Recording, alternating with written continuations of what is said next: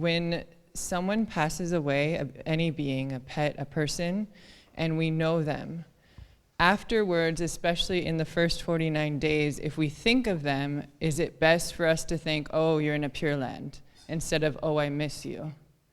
Does our thought, like how do we have conduct with our thoughts to support them in the transition? Okay, according to teaching, when someone passed away and don't, that individual behind, someone who is behind, trying to not feel sad. Mm-hmm. Because in the teaching said, average level, minimum day to stay, that individual is a consciousness with the body with 3 days is the minimum, and the maximum is 49 days. Those are in the teachings. Then most of the time, after that, that individually took the rebirth somewhere, wherever that karmic pushes them. So during that time, particularly when they're in the Bardo status, that individuals are kind of like roaming in many different places, in different areas, and also due to their karmic connection and habit pattern, they come the area where they used to live or places. If family members, loved ones are sad and making kind of emotions, they feel that and they see that. They see that. So therefore, that always in the teaching said, don't try to not be emotionally. Instead, emotional, make a lot of kind of as much as you can, meritorious activities.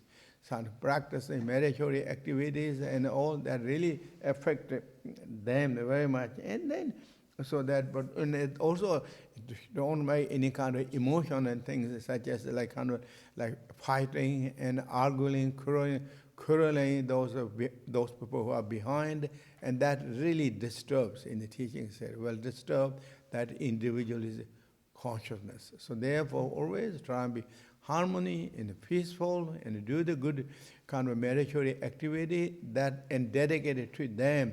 It really will help.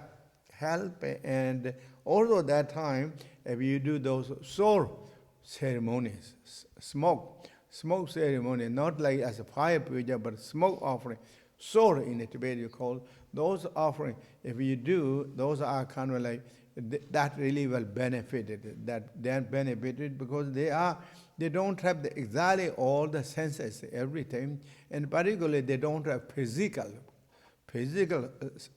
forms, but they have, due to the habit pattern, they have mental forms.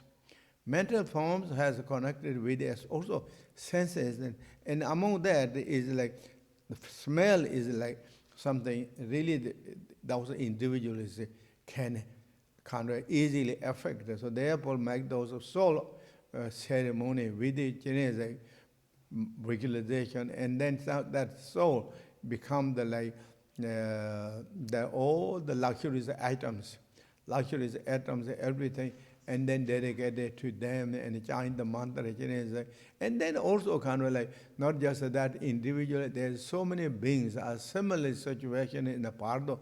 So this food that when you make that offering is by the blessings, the power of the mantra, power of the meditation, power of the mudra, and power of your wishes is transformed as like sky treasures, and they distributed that to every those Bardo beings.